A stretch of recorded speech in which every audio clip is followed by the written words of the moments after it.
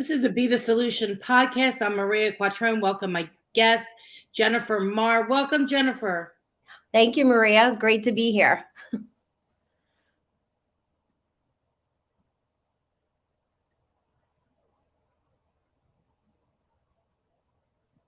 I wanted to be in a business that I did not have a ceiling. Take a pen and a piece of paper, draw a line, draw another line next to it. At 365 days, if you drew 365 lines, you started here with one line, but look how far you've come.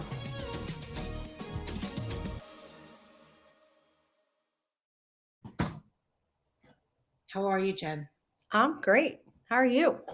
Oh, I'm great. You know, normal things. Technical difficulties this morning. Always. My last video, that I send out to agents in our community, had two titles. The first one was watch this and watch the moment where I realized I really need to up my game when it comes to my video space, because I had like dog run in and like something else happen. So it's all in the learning. It's all in the lifelong learning. It's also in the stop waiting till things are perfect. They're never going to be perfect. If they were perfect, we wouldn't really get much accomplished, would we? No, I wouldn't know what to do if things were perfect. So take me back. Take me back. Oh, how far back? In your real estate journey. How did you decide real estate was for you? Well, I don't have one of these glamorous stories. I literally wound up single mom, expecting. Had a really tough time in my 20s. I was a little crazy woman in the restaurant business in Manhattan. You can fill in the blanks. And wound up, with expecting my eldest daughter, Olivia. And I was in the restaurant business, and I really just needed to get out of the restaurant business. It was a huge party scene. I mean, I had a ton of fun. Restaurant scene in Manhattan in your 20s, a lot of fun. What year? So I was born in 1970. So in the 90s, in the early 90s, it was. That sounds familiar a little bit. I was in the restaurant business as well while I was in college. Oh yeah, it's a great business. So I really didn't go to college. I kind of was a high school dropout, and now I'm in my 20s and just know I need to get out of the restaurant business if I'm gonna be the kind of mother I wanted to be. And so I moved what I used to call upstate, which is where I am now. It's Putnam County. It's not upstate New York. It's like an hour north of Manhattan, because you can drive for 5 hours and then be upstate. And I got my real estate license while I was expecting my daughter. And at first I did kind of like catering and real estate. And, I did like 50,000 my first year part-time.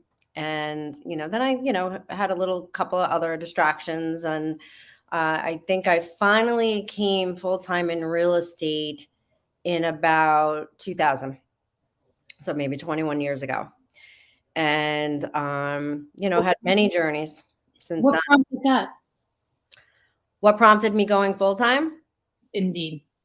At that time I was married, and, just felt like I had that stability to be able to take the risk to, because I was making a lot of money I had formed like a service company for catering. And I hated catering, by the way. It's nothing like the restaurant business. I literally hated it. I'm not super servant mentality, and catering is more like, okay, so can you count the silver before you leave? In restaurants, you're kind of like a celebrity, everybody loves you. It's just fun. I hate running around, run from. Yeah. And I loved that, solving problems. That was great. Catering was different. And then I was doing mostly staffing, even though I'm pretty good chef. I was doing staffing because it was good. It was good business. And, I hated it. So once I was married, which did not last very long, I decided I had, I could do it, and I did, and never looked back. And I've had many experiences. I've been affiliated with Remax. I've been like you are, and I've been affiliated with Keller Williams. But I am an indie. I am true an independent person, and I really do enjoy being an independent company although there's many amazing benefits and there's absolutely nothing wrong. I was actually post on someone's wall this morning that was, people giving them problems about recruiting and EXP. And listen, franchises are amazing and good things happening in groups. So it's really a matter of who you are and what works for you. Do you really think it matters really, really where you are? Listen, Is it really about the people that you're around? Because I could be ABC Real Estate, EXP, KW. I happen to own a REMAX, so that's what. Yep. That's what you are. Does it really matter? Because I was at another company prior to having the REMAX brokerage for 8 years, and when I left, a lot of my clients thought I was at the other company. They didn't even know which firm I was with.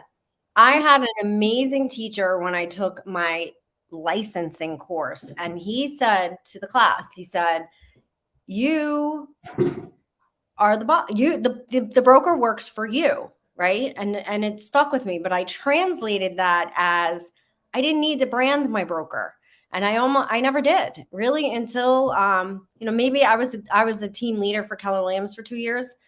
One of the only jobs I had where I actually worked for another human being in my life. Not that good at that. So I probably branded Keller a bit during that, but I always loved one thing about Keller was they were so, agent centric and really encourage agents to brand themselves. But really from day one, I took that literally, and I was that diva agent, and I branded myself. My clients really never knew. So that even when I made the moves, which I've probably been with 6 companies in 26 years, right? No, my clients didn't know, they never knew who I worked for until obviously now I'm an owner and the COO of a company that I'm looking to go from 250 million to $1 billion in the next 3 years. So you're going to hear a lot about J.Philip Real Estate because, now we're building a brand. That's amazing. So when did you partner up with them? So I didn't fully partner up. I came over, it's about 10 years now. And I came over, actually, we were forming, I was an OP candidate for Keller Williams, and it just didn't work out. I got frustrated. So you were trying to open up your own office. Is that yeah. And then the market crash, was the first headache and hiccup. And then there was just other things. That was back. This was in circa 2008, 2009. That was the beginning. I was doing it then, and then boom, the market crashed. And then I spent, I went over as a team leader to help out another operating partner. And, it just didn't work after. So my partner, Phil Ferrando, was one of the people. You have to get a core group together to open up a market center. So he was one of my core people, and we had some other top producing people, and it just didn't work out. And I was frustrated. And I just told Phil, I was like, I'm going back home, because I was down county, Westchester County. I'm really a little bit north, and Putnam is my home, right? Even though I grew up in the city, I've been up here 26 years. So I decided I was going to go back and open my own brokerage again. I've had my own brokerage before. I really liked being independent, and I kind of had just had it with corporate for, I needed a break. And he was like, "Well, why wouldn't you come with me?" And I was like, why wouldn't I come with you? So I set my terms, and my terms were I was going to open up Putnam County, and I would be like my own little island, because you're not my boss. I have issues. And that I would also open up a commercial company. And so I did both, and did really well. My office quickly became about a little over 30% of our income, and I have the lowest price point of the 3 offices. And I think we're even above that at this point. So, but then the pandemic hit, so that was all going well, and it was great. I was still working in my own book of business, listing and selling. I had core group of agents, and I have the most amazing agents that I was able to attract naturally. Never really did any recruiting. I created a little family here, and I'm one that doesn't, if my extended family is watching, they will tell you I'm the one that doesn't show up to the family parties and I keep my world very small, and I have a very small family to begin with. And now I had these agents that became my family. But, you know, I hope my extended family isn't watching, doesn't get insulted, but you get to choose this family. It's different, you know, it's intentional, or it's attracts naturally. It has a different chemistry, a different vibe. And so we had a great thing going here. And then the pandemic hit, and forget what prompted me becoming CEO of the entire company. I guess just the pandemic. I love you, Barbara. One of my very dear friends. But yeah, I guess the pandemic. Thank you, Laura. We needed, and I'm what Phil, my partner, would call, hey, Mary, a wartime leader, right? When the shit hits the fan, oops, sorry. I also curse. You're good. I curse like a sailor. When the shit hits the fan, I'm someone you want on your side. And so we immediately morphed, and we had already really been very virtual. Like, we've been using Matterport 3D for like 10 years. And we've been meeting via Zoom and Google Hangouts and other means for a long time, you know, because Phil is in Westchester and I'm up here. I was a single mom. Like, you know, if you got to commute to meet with each other, it just eats up the day. So we've been doing that for a long time. So it was pretty easy to morph into, but now was the time. The other two offices, so I had really honestly created my own island, because I do things a certain way. I have my own certain way of running an office and training and accountability and coaching. And so now I had to get that on the entire company under that umbrella. And so that's what we've done. And a lot has changed since the pandemic started. We have relaunched with a whole new set of standards and accountability. And obviously you're aware, a lot of because of John Cheplack and the whole select, you know, the whole elite group. Right now I'm coaching with Sunit, and you know, that the influence that they have had has just been tremendous. And the change in me, in my level of commitment in the last year, it's been less than a year, you know, that I've been coaching with John, and what we have been able to accomplish back at the company level is just been mind blowing. So I'm very, very grateful. And that's how I met you. That's right. So tell me about what happened in the pandemic to make things that what was the motivating factor for you to want to make changes in what you were doing? I was scared. I was scared for everybody to just be like out there on their own. Number one, because I understand like depression and anxiety, and those things are dark side more than most. So I wanted to make sure that everybody was okay. And I wanted to make sure that we were connected regardless of being able to be physically close to each other. And the pandemic, I immediately went to work, and it's been, you know, it was tough in a lot of ways. And for myself and my family, my granddaughter was born. I'm going to end up crying. So she was born February 12th, 2020. And, you know, I really was not able to see her. I had her in my arms for like 12 days. You know, my first biological grandchild. My husband now we have two grandsons in Sweden, who are 2 and 3, and they have one on the way. But when it's your biological child, it's, you know, has a baby, it's just an incredible bond. And so, once I really couldn't spend time with her, and just, you know, everything kind of shut down, I founded the Putnam County Business Council about 10 or 11 years ago. And I went to work. And there wasn't too much you could do with real estate at that current moment, because it was just frozen, right? So we did start some Zooms, but I went to work for the Putnam County Business Council in a leadership role, just like 24/7, basically getting news out to businesses, helping them get PPP loans, helping them, you know, get unstuck, navigate, you know, just figure it out. And so I realized I need to do that for my own company. And my husband, I also run my husband's law firm. I had to do that for us. And so I did. So at that point, I was spinning the law firm, J.Philip Real Estate, and Putnam County Business Council, just, you know, keeping everything alive. And then I at some point realized, okay, this isn't going away. It's not going away anytime soon. So we got to get out of, survival mode and get into thrival mode. And About how long is this into the pandemic? not long, probably May 2020, or April, I would say. So I have my daughter, my youngest daughter, was a junior when the pandemic hit. And then, then into her senior year. So she really, for kids, it was 2 years, right? Like we say, it's 18 months now, or now it's coming up on 2 years. But 6 months ago, it was 2 years for them because it was 2 academic years. And for junior and senior, it was very difficult. And she went from like this great high to not doing so well during the pandemic. Her favorite human being in the world.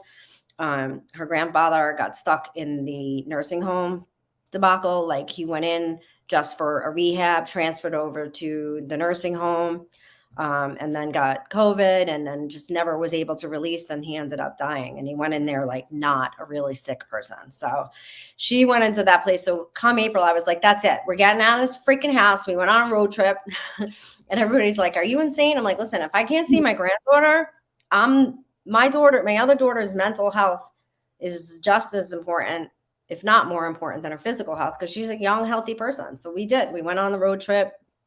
And then I think during that trip is when I realized, when I went, because New York was just really stuck. I don't know how Philly was, but it was really stuck. And so when you took this road trip, and it was weird, you go from state to state because we drove, and like one state, everyone have a mask on, another state, no one would have a mask on. And like, just how you can experience everybody having different reactions to the pandemic. And then I really realized.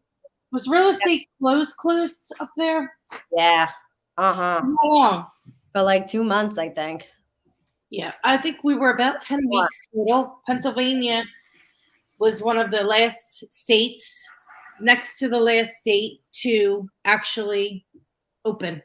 Yeah, we were probably right there with you. I don't remember. I don't have the best memory all the time, but as far as timing goes, and that was it. I realized, like, okay, like, so what? Like, this is life, right? Life on life's terms, and you have to figure out how to survive and how to thrive and become like, if you go to the desert, every single animal has, a spiky exterior and is blended into the dirt and the earth and has learned how to survive without water. I'm pretty sure they weren't excited about that when that first happened, that transition where, okay, it's hot and dry and miserable. Yeah, I'm sure not. We all have to be able to pivot and change and move. Life goes on. And so it goes on with or without you. And it goes, for most people, it seems lately, honestly, it goes on, but you're still kicking and screaming. So no kicking and screaming here. So we just launched into action, and I saw the ladies panel. My green screen is messing up. I saw the ladies panel. I think it was 2021, led by Veronica. I think they were in Tahoe. I'm not sure where they were. It was Nashville. Yeah. Okay. And they had been in Tahoe just like a few months before, because they were talking about that hike, that Mount Talik hike. Yeah, it was in September. Yes. Okay. So I think that was February, and I had just gotten married, just came back from my honeymoon, but my husband had like a mini stroke the week before we got married, and then his health started going down. So 2021 started off like, and I begged John. He wasn't taking anybody else on because I had coached with him years ago, but I just wasn't ready. So I begged John, and he took me back. And so that's it. Like, it just turned out to be one of the most incredible years of my life, although it was the most challenging personally. I was a caretaker for my husband for about 3 months while trying to do everything. And I did not miss a beat. I didn't miss a step. I quit drinking. Just like, there wasn't any alcohol related problems or anything. I just realized I just need this clarity. And I was, kind of in this rut of like, yeah, I need a drink or some wine at night to like relax. And then that's it. Once you have that glass of wine, you're kind of done, right? I just needed every hour in the day possibly. And I needed better forms of relaxing that would fill me, so make time for evening yoga, make time for evening meditation, or these things that are important to me and help to give me that energy that I need. And all of this really came back by just getting into coaching and having that higher level of accountability. It's funny how that happens. Yeah. When you put that, well, you make a decision, right? You either make a decision, making a decision, or not making a decision and still making a decision. I'm deciding what it is that you want, and then who is the person that you have to become to get there. Yes. And that, what I call it, the integrity gap, right? Knowing once you get a little bit of clarity, right? I've been working really hard for 10 years on myself as a person and as a businesswoman and all these things. And so once you start to gain a little clarity and you really start to, especially when you're surrounded by people succeeding on a high level, which I didn't have enough of. So when I did, it became like boom in my face. But once you start to gain that clarity and understand who you're capable of being and where you're at today, and then just figuring out the gap and how do I bridge that gap, and and then focus on the results and not the process. I think too many people get caught up on the process, like, oh, I got to go to the gym today, or I got to do this today, or, but if you just can keep those results, I mean, things as cheesy as vision boards and reminders around you everywhere you go. And just also I've taught everybody that works with me that you really have to figure out how to get emotionally attached. And I've been pretty blessed. I've had like a really crazy life and not easy. So it's been kind of easy for me to be emotionally attached, but I can see a lot of people are not emotionally attached. What do you mean by that? Like really understanding the impact of your work and how it impacts you directly, and then how that ripples down to the people that you love the most. Like, what does it mean to my daughters if I don't succeed in my goals and what I want to do? What does it look like? What does it feel like if I hit those goals for those people that I love the most, my granddaughter? What does it look like if I don't hit that goals? What's the difference?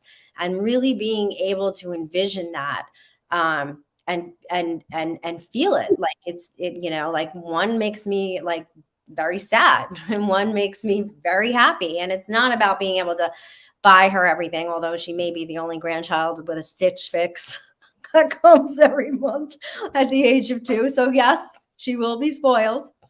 But it's not about that. It's about presence, being to be able to put yourself in a position in life where you can actually be present for those that you love, which honestly, I wasn't able to do that for a long time. And last year, as busy as I was and as busy as I am now, I can look at you confidently and say, I am present. I am present for both my daughters. I am present for my granddaughter. I'm present for my mother and my brother and the people, everybody that depends on me. And so that came from being emotionally attached to what I'm doing every day instead of having it be just blinders. Do you know what I mean? Yeah. So what is it that you had to actually overcome to get to where you are now? Oh, like everything. Myself, mainly. I think that's probably the only obstacle anybody ever has, because circumstances are circumstances. You can't really control. You can certainly hedge circumstances towards a better outcome, but you can't thank you, Barbara. You can't control the circumstances. So you can only control your mind, basically, and your decisions. And once I started to realize that and learn how to make healthy choices, better decisions, and really be in that present moment. And then you become very conscious of what I'm doing right now. Is this pushing me towards my goals, or is it pushing me away from my goals? And it just becomes crystal clear. And goals is not a monetary thing. It's this big picture of what we all look like and how we get to interact with each other and how we get to enjoy things and how we get to help other people. And you know, I'm really blessed. Actually, both my daughters work for me right now. So we get to work on that vision together every day. Aren't you lucky? I am. Sometimes I want to kill them. Yeah. Do you have daughters? No children. We didn't. Oh, okay. Well, listen, I love my daughters, and Barbara's going to smack me, my good friend Barbara here. I didn't plan either one of them, okay? So I probably would not have any children. I don't think I would have ever had children. I have so many friends. I'm like, first of all, you can, you know, do whatever you want in life nowadays. But children are interesting. It is interesting. And it's a job that never, ever, ever ends. And I know that because I am still dependent on my mother in so many ways. And when I need her, she's there. And, you know, we didn't know that's not the case in my family history, you know. So we're breaking those cycles, and I'm very grateful to have had the experience. But I think it's also a great experience for people who don't have children. So, well, it's important to know what you want. That's for sure. Absolutely. Or when you end up in a situation where you didn't make the choice, that you rise to the occasion. I didn't rise to the occasion probably immediately, but being a mother has been one of the greatest gifts. And lessons. It's taught me everything, every single thing, and I don't think I was a person capable of being where I am today without having that motivation and that attachment. And I'm finally at a place where I take care of myself first, but really I give the credit to that for getting to a place where I could learn how to love myself and take care of myself and understand that I deserve success and I deserve the things that come along with hard work, whether it be fitting in a certain size jeans. Like I lost 35 pounds this year from working. I say from working with Chuck, like he's like, I don't know why you give me credit for that, but because it just shifted. Something shifted this year where I stopped trying to be. I was a wild child. I've always been a wild child. I'm still a wild child, right? So I was trying to be this disciplined person. Doesn't work for me. Then all of a sudden I realized, because Chatbox says commitment over. And I forget where I read it, but it literally said to me, discipline is like telling yourself, if only you did this, you'd be better. Or if only you didn't do that, you wouldn't be so messed up, right? That's discipline. That's the soundtrack that discipline is giving to us. Commitment is more, if you do this, you deserve this. This, and this will get you what you deserve in a positive way. And you deserve this. So if you're not doing this, you can have that. That is yours. It's exactly what you deserve in life. And for some reason, that just made the difference for me. And so this isn't some like, oh, I'm in this, amazing place trying to act like everything is perfect. It's far from perfect. But I'm present. I'm excited. I'm engaged. I'm dialed in. I'm really happy to be here. So I'm glad you asked me. It's all about the journey. Yeah. We never fully arrive. So that's one thing, this little story, I was out at the club one night and everybody was cheering one of the members, and we're sitting around this big table. And I said, what are we cheering about? And they said, well, and this particular gentleman is an attorney. And they said he won a big case for $10 million. And I said, well, that's great. And I said, I said to him, congratulations. And I said, how you feeling? He goes, not too good. I said, I understand. And everybody looked at me like I was a little crazy. And I said, I understand. It's because that journey is over for you. And when you woke up, you said, is that all there is? Yeah. So I learned that about a good decade-ish, or maybe a little longer ago, that it's not about the destination, but it's about the journey that we're on a daily basis, and to love the journey and to embrace the journey. And the details, right? The little details, like last night, so I try to communicate with my granddaughter every single second. Like, she's just my everything. I just love her. And it's been tough for her. It's her parents, being very young parents, coming into a pandemic, and just, it's been tough. And so last night I did yoga while on FaceTime with her. And it was just hilarious. But just, just those little details, of just watching her and just being present for it, instead of like, I know when I was just about the destination, I would have been like, oh, I got to get this done, and then I got to do this, and then I got to do that. I wouldn't have like had that half an hour with her, which was a completely ridiculous half an hour. Okay. Just really ridiculous. But it was the highlight of the day, and something that I would have not paused to do. And I'm busier. So figure that out, right? It's all about prioritizing. So before we jumped on live, you had said that you're averaging like 14 appointments a day. So share with everybody, how is it that you time block your schedule? How do you manage your schedule?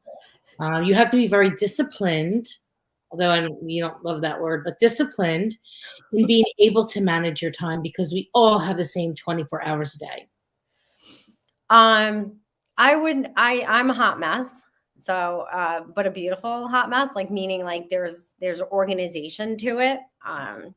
I mean, if you look at a like a Beethoven composure, like, it's a mess, right? If you're looking at it, you don't know what it is. And then when it's played, so that's how I like to envision my style. Right now I do have some help. I do a lot on my own as well. So my appointments are a combination. I'm not really listing and selling anymore. And so my appointments are a combination of existing agents coaching, and helping them, guiding them in the right direction in group, and still a lot of individual. And then I am growing the company. So I average probably anywhere from 4 to 12 meetings a week with potential people coming on board. And then also individual meetings with our staff of 8 now, which we created all new departments within the last 6 months, and new department directors. We went on to EOS operating system. And we relaunched everything, redid our whole policy and procedures, and so on and so forth. So you can just imagine from that what all these meetings are. We're looking to open a relocation department. That's a meeting that'll take 3 hours this week. I'm working on the virtual ISAs in the Dominican Republic. And so it's just a lot. I honestly can tell you that just making sure that I do the things that work for me, like drinking my water, meditating. I live now on a mostly alkaline vegan diet, although I've been having ice cream every freaking night because I need the ice cream. Just a little. Those things help me to have this incredible energy, and I wake up at 4 and get a lot of work done between 4 and 6 a.m. And then I try to end the day, although today I'll be here. I woke up at 4 and I'll be working here in the office till 6, and I can do it.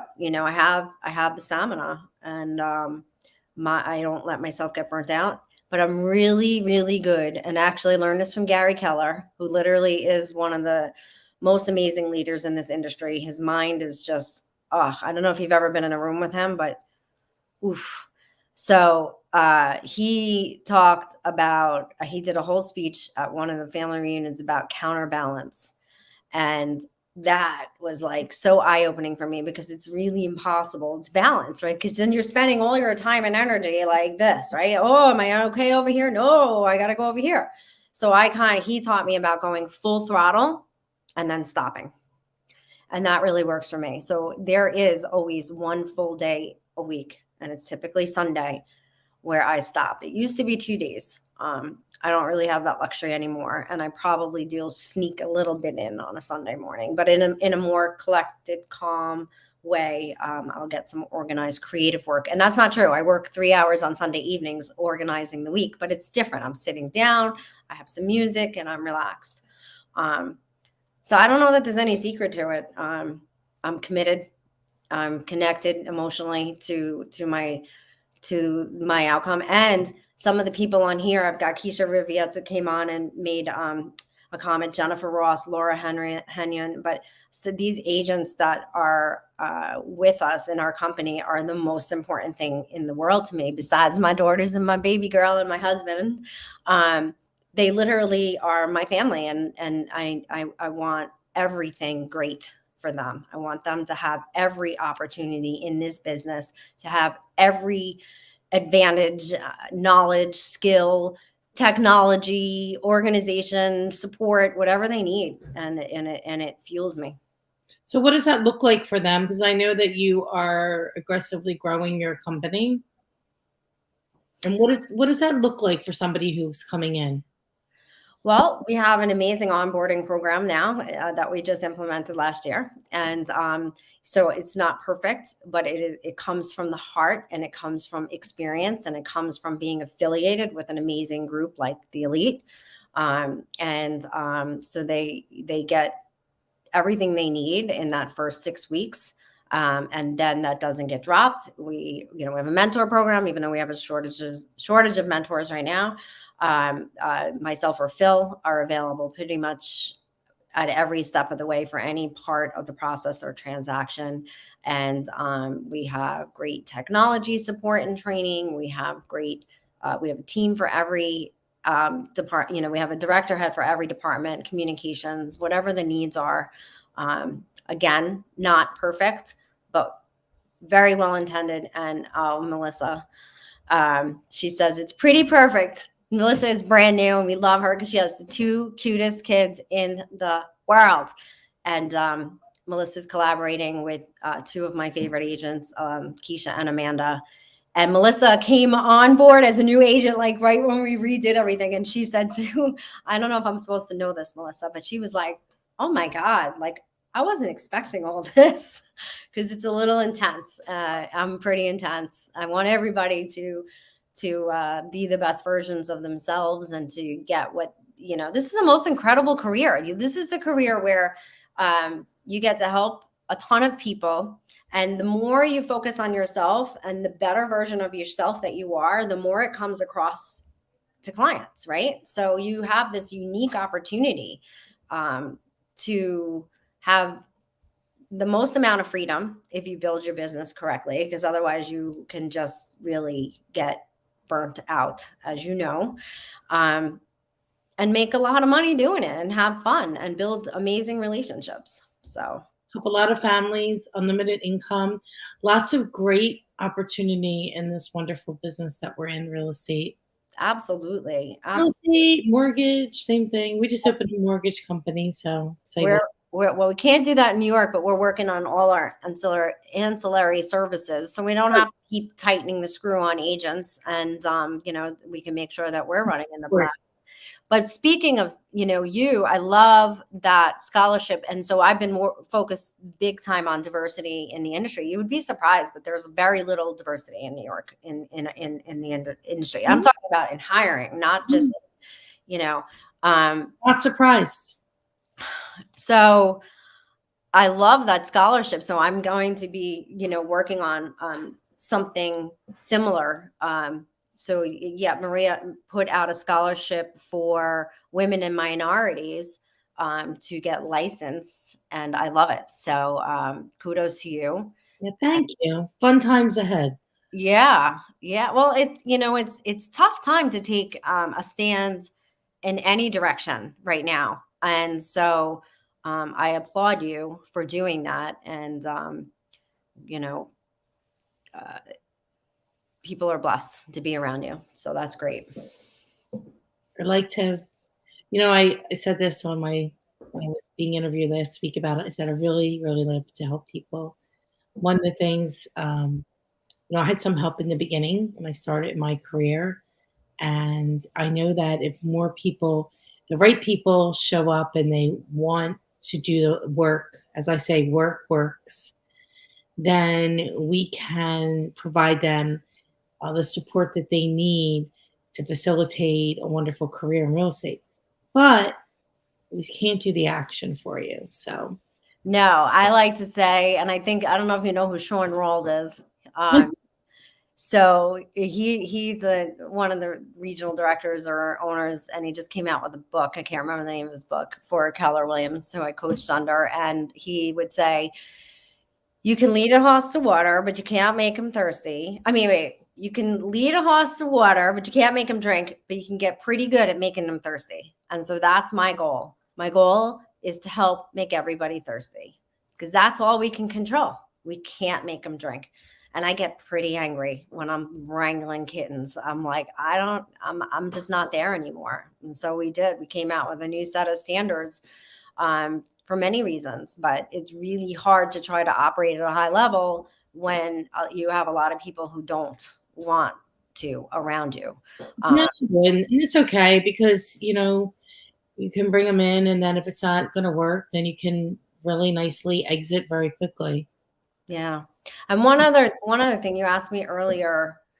Yeah, exactly. And I have tons of friends that, have different kind of brokerages where they will feel great and fit in, and they have a different style, and they're able to just on the dime, someone they haven't heard from that's licensed with them in a year, say, I need you right now. I have a deal. And that's a good home for them. So it makes sense. Everybody should be in their right seat, in their right home. But one of the things you said, what changed during the beginning of the pandemic, where I morphed over and became COO? And I will say, my business partner, Phil Ferranda, so I got married, my husband got sick, and blah, blah, blah. Right. And I realized so many things about my husband that I really was unaware of. And he never had a partner in life. He never even had a mother or a father. I'm not saying Phil never had a mother and father, because he had a great relationship with his mother and father. But his wife is his ex-wife is a wonderful woman who I love and appreciate, but they just weren't meant to be together. And he never really had a true partner, and he has the personality, like I do too, where he needed a partner. And I sensed that if we truly started working together, that incredible things would come out of it. And that is certainly the case. And that was something that also came out of the pandemic. So I'm excited, I'm excited for all that we have happening and going on, and for the growth, and for the people that are affiliated with us. We have a truly special group, and we're about to do our awards. And I mean, we have so many people that grew 100% last year. I mean, talk about outpacing the market, and I'm so excited to celebrate them. Congratulations to them. Yeah. They have great leaders leading the way. Well, thank you. And we have great leaders, leading the way for us. And that's just how it should be, and everybody should be in coaching, and you should have a coach for every area in your life you want to grow in. I did a day in the life of a real estate agent last night on Zoom. And I said, I'm just like you. I'm being coached. I'm working through what I need to work through. We're all running our own race, and we're all at different parts in our own race. So, and we all need support, and we all need, that access to people doing what we want on a higher level. I love being I'm such a guppy in the group. It's overwhelming, but it feels so good. I mean, going to Tahoe was because I also have pretty bad social anxiety. And so that's why I'm in charge of everything. Like any organization I've ever been with, I become the president, right? So I'm in charge. I don't have to deal, right? Because I have really bad social anxiety, which most people don't realize. And so going to Tahoe alone, because my husband was supposed to come, but his health just didn't allow it. And I'm sorry I didn't get to know you better, but we will at the next event. Yeah, absolutely. It was a huge challenge for me in so many ways. So a lot changed in Tahoe. And I could freaking climbed Mount Talek. Like, I can't believe I did that.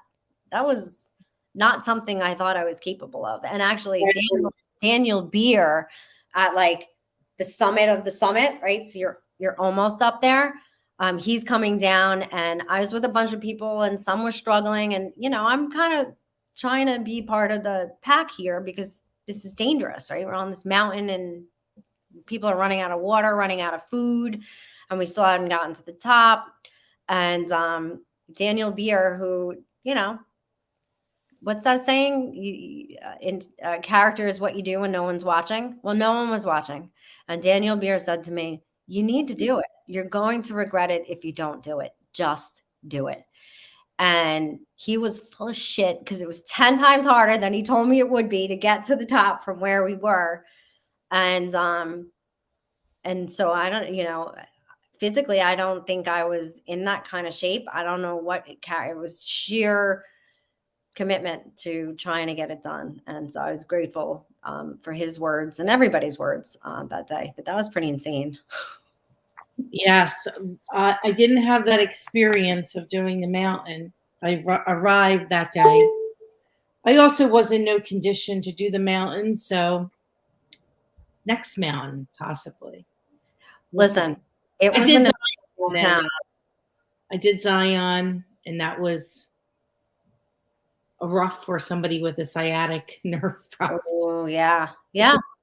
But I made it, and I did what was it, the Narrows as well, walking in water for 6 hours with my husband. So yeah, when it's the right time, things are supposed to happen when they happen.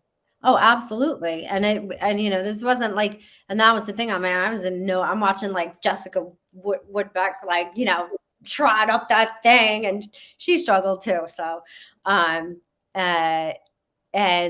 you know, but it wasn't about that. It wasn't because for me, I've never been, you know, a very fit person. I'm strong, and, you know, I've always, you know, I don't know. I've just always been bigger than everybody, you know, that's just the best way to put it. And so you then compare yourself and you think you're not as strong, or you're not as fit, or you're not as this.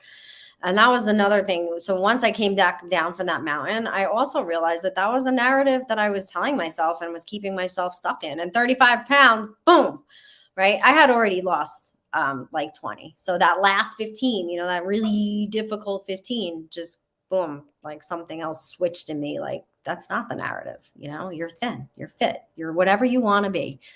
So, but it wasn't about that. And, because I wouldn't have been able to do it, you know, if I was comparing my strength and my physical fitness to some of those people. No, comparison, as they say, is the thief of joy. So yeah, I just went open-minded, prepared, you know, I had my Camelback, and running your own race. And so, I was proud. So what's in store for you for 2022? You did mention something that in the next doubling. We need to double this year.